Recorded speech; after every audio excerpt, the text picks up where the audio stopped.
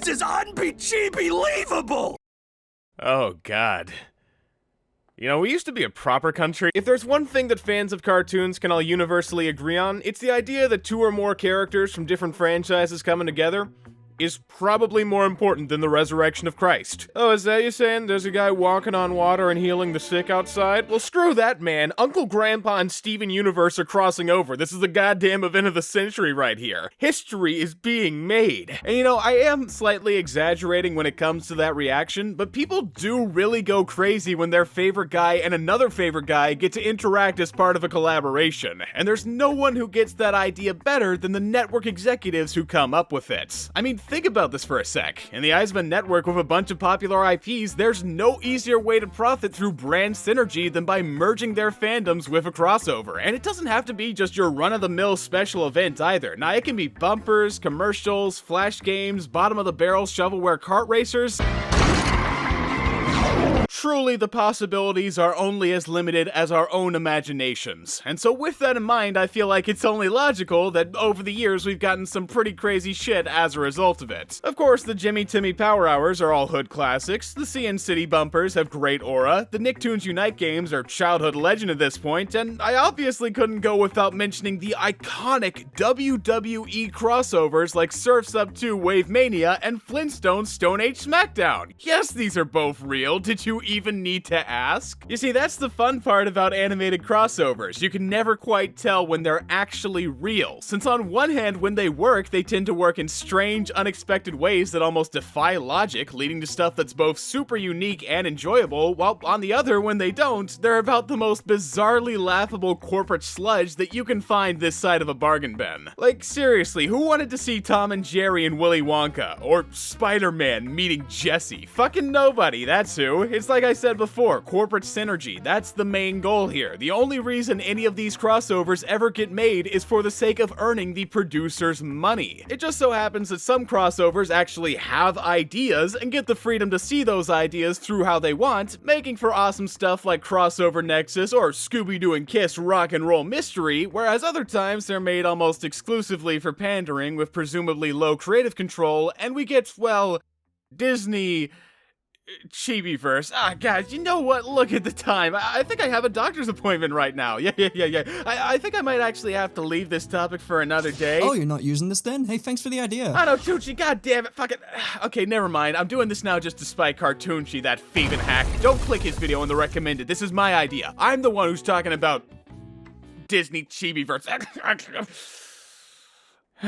Okay, so to talk about Disney Chibiverse and the way I feel about it in the right amount of depth, I think I should start before getting to the show itself by talking about the thing it's very clearly inspired by, if not just a straight up ripoff of. That being another Disney series from about 20 years ago called Mickey's House of Mouse, which, in case you're a literal infant who doesn't know what that is, was a series where Mickey hosted a nightclub for other Disney characters where they played a mix of old and current shorts between newly animated segments about running the club. Essentially, it was a crossover created as a way of introducing kids to a variety of Disney shorts that at the time they had no other way of seeing through a slick presentation that made it more than just your average forgettable basic clip show, and there really was a lot of effort that went into it too. They did their best to mimic the art styles of every character that appeared, they brought back old voice actors to play their iconic roles from TV and film, they sometimes made original shorts to air on top of the old ones for variety. Just all around it felt like a super effortful, classy approach to help kids appreciate what came before while honoring Disney's legacy. Which is part of why I find it so hard to talk about Disney Chibiverse, since for all intents and purposes, it's trying to be a modern version of that for newer audiences, featuring modern characters in a modern style with more modern shorts, yet when I look at it, I don't actually see House of Mouse, I just see something that took that great original concept and smushed the budget to the point it was non-existent, lost all the functions it originally had, coated the thing in a thick layer of wannabe fellow kids level trend writing, and pumped it out in the hopes that fandoms would like it without knowing jack or shit about what they want. That's what I see when I look at Disney Chibiverse.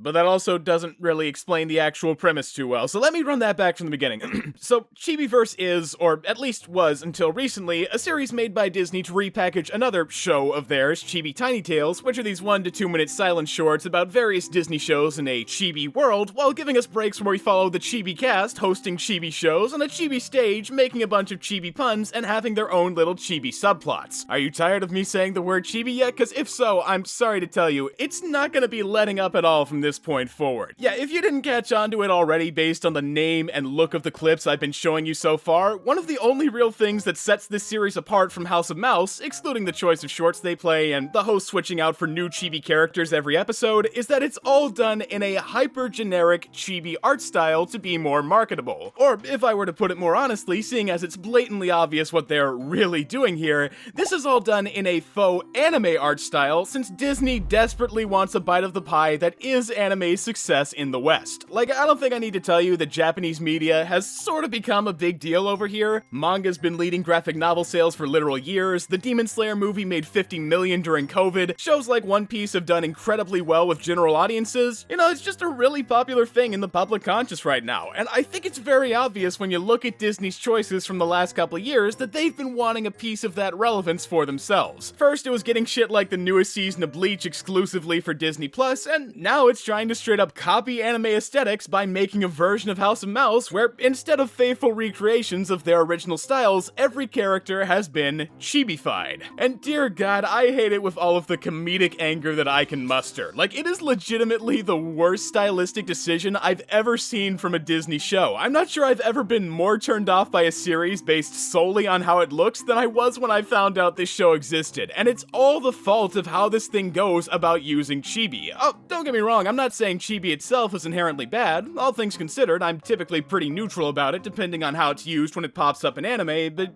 you see, that's the big thing to keep in mind here. It's a style that was made explicitly for anime, and the reason it was made for anime is because most of the time anime designs are fairly detailed, so when a scene maybe calls for a bit of exaggeration or bigger expression, the artist might make it easier for themselves by turning the character into a chibi, as in a big-headed, cutesy, simplified version of that character that doesn't have as many restrictions on how it can act as its more realistic counterparts. Almost as if they were trying to make it like a cartoon, since that's usually how cartoons and anime tend to differ. They sacrifice detail for movement and realism for expression. So can you guess what happens when they apply chibi logic to designs that are already suited for being cartoony as cartoons?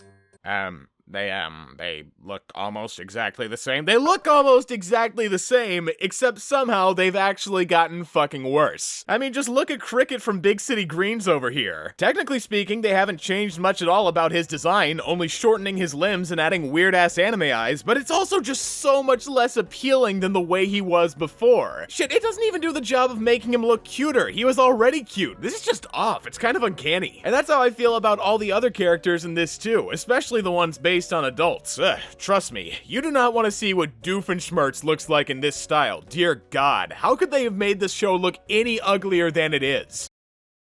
I wish I hadn't asked that question. And alright, listen, I know it seems weird for me to focus so heavily on the look of the show when I've barely even gotten to the content itself yet, but that's actually exactly the point that I'm trying to make here. This show is defined by its art style, and I mean that in the sense that it's pretty much the culmination of every tired Western cliche you've ever seen used to make fun of anime, except in this show's case, strangely enough, as a result of it not seeming to understand even the first thing about anime, including when it's being made fun of, they use those tropes completely unironically instead of for parody. You know what I'm talking about here? Like in Channel Chasers when the cast goes into Dragon Ball, or that one episode of Rick and Morty with the Voltron guys, where all the characters have sweat droopies and floor jaws and wide eyes and squiggly lines and everything else you saw on the back of a 2006 How to Draw Manga book? Yeah, the people making Chibiverse looked at all that content and, with no other reference for what anime is like, decided to take that completely seriously. So that That is what the entire show is like all the time. It is almost nothing but tee-hee, look at that, he made the funny anime face, or tee-hee, look at that, he moves like the anime. And honestly, that's how I could tell this series was made like it was, out of obligation to the corporations that demanded it. Because nobody who genuinely likes anime, let alone takes influence from it in their art, would be this fucking shallow about how it's being presented. They'd have some foresight to know that this is how Western shows portray anime, and wouldn't do the same in the hopes of not being as worn out or predictable. Oh, and they also wouldn't draw chibis that are so goddamn ugly, seeing as guaranteed the look of this show is not how someone genuinely draws. This is a look that was crafted from having a very specific image about what chibi is, and making the artist stick to that vision no matter how unappealing it comes out in the process. Since hey, that's what chibi is, right? We gotta stick to the spreadsheet if it's gonna be chibi. But no, you don't. Chibi isn't just one particular framework. There's loads of options out there for how you can go about it. The chibi police aren't gonna get mad at you if you don't turn Phineas and Ferb into